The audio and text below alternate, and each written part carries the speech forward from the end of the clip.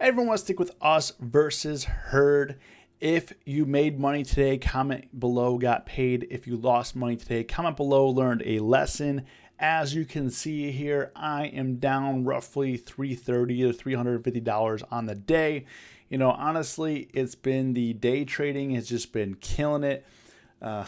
Not killing it and not in a good way. I mean, yesterday, you know, if we kind of go through my trades here, let me pull up the Discord here. I mean, every day in the Discord, I do post, you know, what my P&L is every day, and just, you know, not only does it keep me accountable to everybody here watching the channel, but also keeps me accountable to myself. Like, what's my track record like? How are things going? Are things going well? Things going bad? I mean, it doesn't matter where you're at on your trading journey, whether you're super experienced or beginner, you're gonna fall into these pits, and you know, you got to figure out how to get out of them. And obviously, like the last week of the year, I didn't want to have 2 red days in a row. Monday was red, today was red. So I got to pick myself up out of this. I mean, we're launching this Saturday, the Us versus Herd Academy. I didn't want to go down like this. You know, I didn't want to go down like this. But looking at it, I mean, today I was down 335. Yesterday, down 477. And kind of going through it, you know, last week, I didn't trade on Christmas Eve. So the 23rd, up 150, up 569 the day before that, up 283, up, I was down 114, down 407 this day. It looks like December, a little bit of a rocky month. I mean, we had some good winners, you know, good winning streak. These 2 days here, lost 114 and lost 407. So kind of similar. That was back-to-back losing, but then I had quite a nice win streak after that. And then, as you can see here, kind of going back before that, you know, just had quite a nice green run. So, you know, I highly encourage you to, if you're not, document your trades, or at least like do what I do, screenshot your P&L, kind of know what happened that day. That way you can see, hey, I actually have been doing fairly well, or maybe I've been doing fairly poor, and things are not going well, and you gotta adjust. So for me, I think the adjustment that I'm gonna make this week is not day trade. The day trades have been killing me.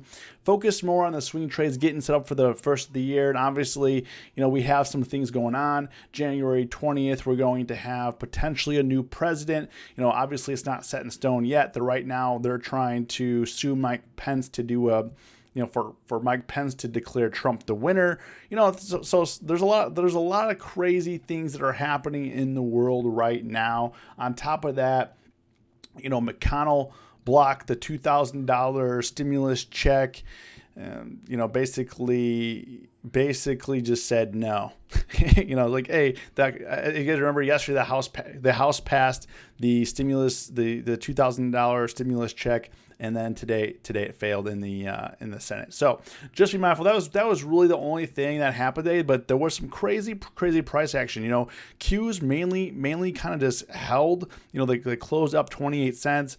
The, you know, SPY rather flat as well, but a little bit more dramatic because they had such a big gap up. You know, Q's had a gap up, but it maintained that range from where it opened yesterday. Today it did, you know, SPY did close down 71 cents of the day, but if we look at the VIX and we look at VXX volatility, there was a big spike. I mean, today was a rather flat day, I would say, in the market. But look at volatility. VIX is up 6%. You know, we went from $20 up to $23. VXX, which I primarily use, I mean, just kept ripping up from 16 almost to 18. I mean, it's just going crazy. So, you know, I'm not surprised that maybe you know, I traded a couple times Apple. Got stuck in SPY a couple times, and honestly, you know, just got kind of sucked into the day trades, got sucked into the buy the dip mode. I mean, the charts are still backing my claim, but you know, it's just not working out. I did the only swing trade that I did add was DoorDash. I did add the 140 call. It is down a little bit right now. So on DoorDash, what I'm looking for on DoorDash, it kind of leveled out down in this area. We had a major spike up to 146, but came back down to 140. Has this been sitting here all day for the most part, minus this spike. So if you didn't sell this, you're still holding on, still at the same exact price. So I'm thinking that this is going to pop back up to, I mean, I guess it did the 146, 150 area, have another push up. But I mean, things have just been selling off pretty aggressively. You know, stocks that I actively trade, Square is down, you know, was down almost $20 in the last 2 days. It touched 208s at 213. Even though the Boeing 737 MAX flew the first time in 2 years, I mean, it didn't do anything. It came all the way back down, you know, back to flat, only up 16 cents, had a huge spike up to 222 and just, you know, fell apart. I mean, I guess the one trade that you had to do is just short Boeing and everything is going to be okay. Alibaba traded it a couple times. Now, Alibaba, let me show you what I was trading here on Alibaba. Alibaba was pretty scary. So Alibaba, I had the 230 call and the 235 call. I made 56 bucks on the 230 call and I lost 40 on the 235 call. And let me tell you what happened here. This is what happened. I was riding the wave. I'm like I was going to hold. My goal was to hold the 230 call for a swing trade because I was in. Look at this. I was in January 15th. The reason why I didn't hold it is because in 1 minute, as you can see here, 1 minute. It dropped from 236 down to 233, all the way down to 232, bounced back up. So I was actually down quite a bit of money on that drop. And that's why I lost the $40 on that 235 call, because I actually took profits from the 230 call, rolled up to the 235 call, was going to swing that. But I was down a decent amount. But the news came out this morning at that time that, let me pull this up here. China is looking to shrink Alibaba's business and mainly turn it into something like PayPal, where it would just be processing a payment. So can you imagine a company, let's say like Amazon, becoming a company like PayPal or Square, and the government saying, hey, you know what? We're going to break you up. You're just going to go back to processing payments. All that data center stuff, that was all cool. All that warehouse stuff, that was cool. All that shopping. But what you're going to do is just going to process payments. And that's what spooked the market. And once it came back to, I mean, I lost $40 on that second leg up. Once it came back to break even, I just said, you know, I had enough. That was it. That was it for me for Alibaba. I do think that Alibaba is going to continue higher, but with that government news, I just didn't want to risk it. You know, last week of the year, I didn't want to have a really bad trade, even though the last 2 days haven't been going according to plan.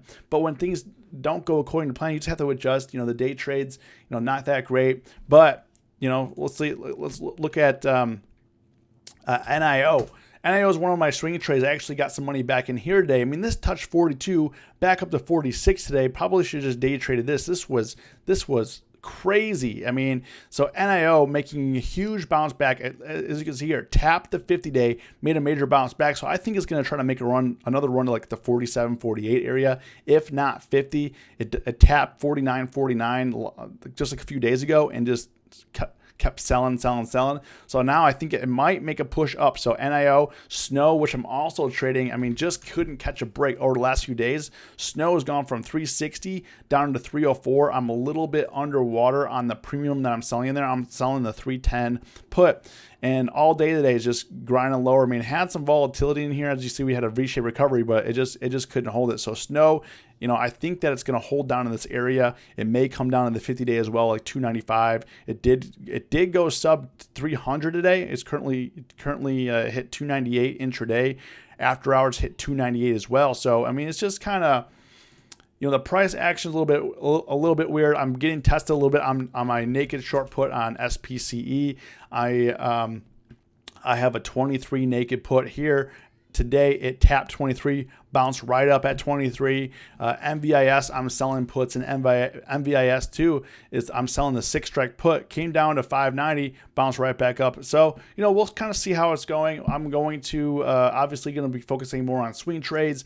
Take a little break from the day trades unless I see a great opportunity. As you can see, MVIS is going a little bit lower today. So if you enjoyed the content, like the video, as always, stay safe, stay green. It's us versus herd.